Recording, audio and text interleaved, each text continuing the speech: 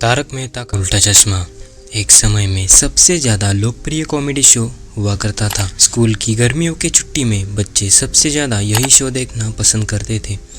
पर अब ऐसा क्या हुआ कि लोग तारक मेहता का उल्टा चश्मा के न्यू एपिसोड के बदले पुराने एपिसोड देखना ज़्यादा पसंद करते। ऐसा क्या हुआ कि तारक मेहता का उल्टा चश्मा के न्यू एपिसोड में इतना डाउनफॉल आ रहा है। नमस्कार और स्वागत है मित्रों आज के एक न्यू एपिसोड में। साल था 2008। तब तारक मेहता का उल्टा चश्मा का फर्स्ट एपिसोड रिलीज़ हुआ था। डायरेक्टर आसिद मोदी ने इस शो को कॉमेडी कैटेगरी में रिलीज़ किया था। दर्शकों को यह शो कुछ ज़्यादा ही पसंद आने लगा था। इस वजह से इस शो का टीआरपी बढ़ने लगा। कॉमेडी की कैटेगरी में यह शो नंबर 1 रैंकिंग में आ गया था। देश का सबसे comedy show the Kapil Sharma show को भी टीआरपी के मामले में पीछे छोड़ दिया था और कॉमेडी का अवार्ड भी जीता था। 2016 तक यह शो ठीक से चल रहा था, पर 2017 में इस शो का सबसे बड़ा डाउनफॉल आया। तारक मेहता का उल्टा चश्मा की लीड एक्ट्रेस दिशा वखानी यानी कि दया भाभी ने यह शो छोड़ दिया। सबसे फनी कैरेक्टर दया भाभी का ही था। लोग दया भाभी को सबसे ज़्यादा सीरियल में पसंद करते थे। उनके कॉमेडी का अंदाज व्यूअर्स को पसंद आता था, पर दया भाभी ने शो छोड़ने के बाद शो का सबसे ज़्यादा डाउनफॉल आया।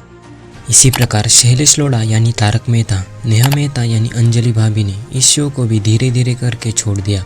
साथ ही साथ टप्पू, गोली, सोडी इन सभी ओल्ड कलाकारों ने शो को अलविदा कर दिया।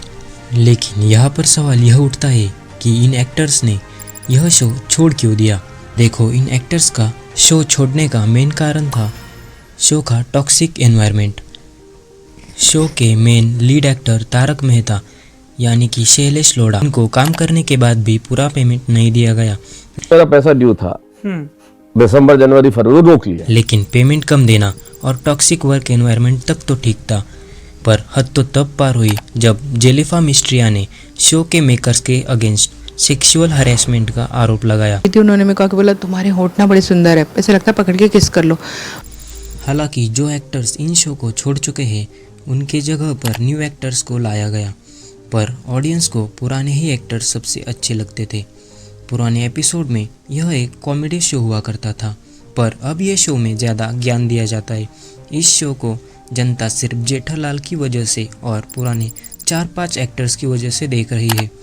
पहले शो में हास्य के साथ सामाजिक संदेश भी होते थे, और अब ऐसा लगता है कि यह शो जबरदस्ती खींचा जा रहा है।